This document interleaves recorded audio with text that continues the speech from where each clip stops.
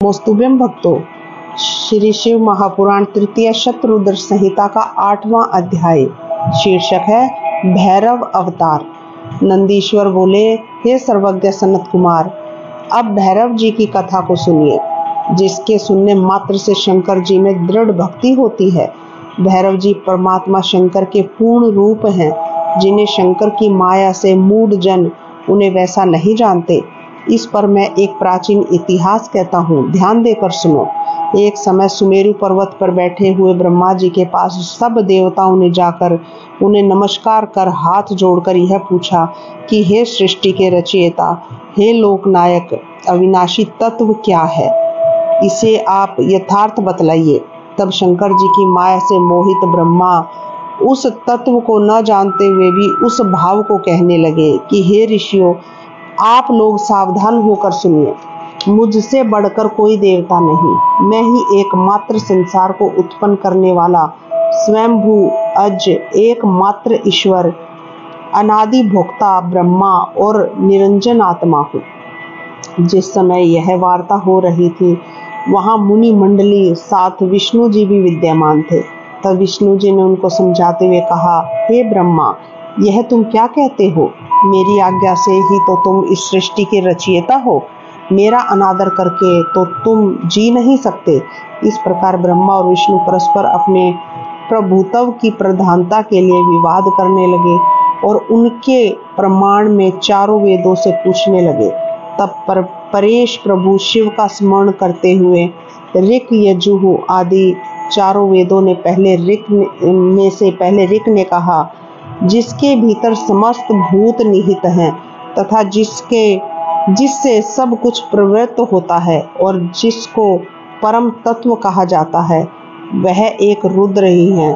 फिर यजुर्वेद ने कहा, जिसके द्वारा हम भी प्रमाणित होते हैं तथा जो ईश्वर संपूर्ण यज्ञों तथा योग से भजन किया जाता है, वह सबका दृष्टा एक शिव जी है। फिर साम ने कहा, जो समस्त संसारी जनों का भ्रमाता है तथा जिसे योगी जन ढूंढते हैं और जिसकी कांति से सारा संसार प्रकाशित होता है, वह एक त्र्यंबक शिव जी हैं। फिर अथर्व वेद ने कहा, जिसका भक्ति से साक्षात्कार होता है, वह एक कैवल्य शंकर जी ही हैं, जिसमें कोई दुख नहीं। सब वेदों के कथन को सुनकर ब्रह्मा और विष्णु ने कहा, वेदों, तुम्हारा यह अज्ञान भला नित्य शिवा से स्मरण करने वाले, नंगे रहने वाले, पीतवर्ण, धूली धूसरित प्रमथनाथ शिव को परम तत्व कैसे कहा जा सकता है? तब उन दोनों के ऐसे वचन सुनकर सब स्थानों में अमूर्त और मूर्तिमान स्थित रहने वाले ओंकार ने कहा, भगवान शिव शक्तिधारी हैं, वे अपनी शक्ति के बिना रमण नहीं कर सकते। वही ज्योति स्वरूप स्वयं सनातन शिव जी हैं, जिनकी आनंद रूपी शक्ति आगुंतक नहीं, प्रत्युत नित्य है। तब ओंकार के इस प्रकार कहने पर भी शिव माया से मोहित ब्रह्मा विष्णु की बुद्धि नहीं बदली और वे विवाद करते ही रहे। तब उन दोनों के मध्य एक ऐसी विशाल ज्योति प्रकट हो गई, जिसका ना आदि था और ना ही अंत। उससे ब्रह्मा का पंचम शीश जलने लगा। इतने में त्रिशूलधारी नील लोहित तत्क्षण वहां प्रकट हो गए और ब्रह्मा जी उनसे बोले, हे नील लोहित चंद्रशेखर, हे रुद्र, भय मत करो। मैं तुमको जानता हूँ कि तुम पहले मेरे सिर से प्रकट हुए थे और रुदन करने के कारण ही मैंने तुम्हारा नाम रुद्र रखा था।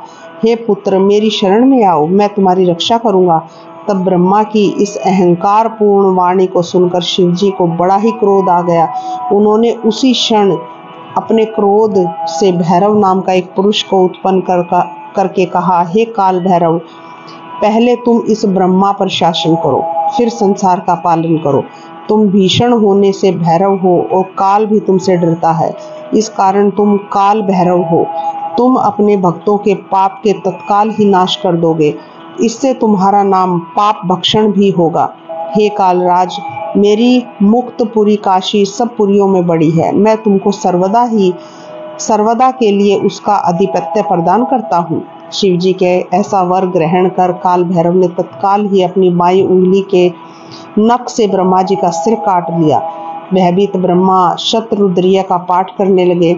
ब्रह्मा विष्णु को ज्ञान हो गया। अब दोनों ने शिव जी को परम ब्रह्म परमात्मा समझा। फिर भक्त वत्सल महादेव जी प्रसन्न हो उन दोनों को धैर्य दे अपनी कपर्दिनी भैरव मूर्ति से बोले, हे नील लोहित, तुम इन ब्रह्मा विष्णु को मानते हुए ब्रह्मा के कपाल को धारण कर इसी के आश्रित हो भिक्षावृत्ति करते हुए संसार में ब्रह्म हत्या के भय को दूर किया करो।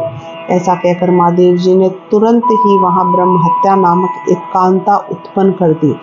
वह कपर्दी से कहा, जब तक यह कन्या काशी में पहुंचे इसके पहले ही तुम अपने इस भयंकर रूप में से वहां चले जाओ, और जब यह वहां पहुंचे तब इससे कहना कि तुम इस वाराणसी को छोड़ और चाहे जहां जाकर विचरण करो। तत्पश्चात जब यह जगहों से घूमकर काशी आएगी तब मुक्त हो जाएगी। इस प्रकार उस ब्रह्म हत्या को प्रवृत्त करा शिव जी वहां से अंतर्ध्यान हो गए। इस प्रकार श्री शिव महापुराण तृतीय शतरुद्र संहिता का 8वां अध्याय समाप्त होता है। श्री शिवाय नमस्तुभ्यं भक्तों।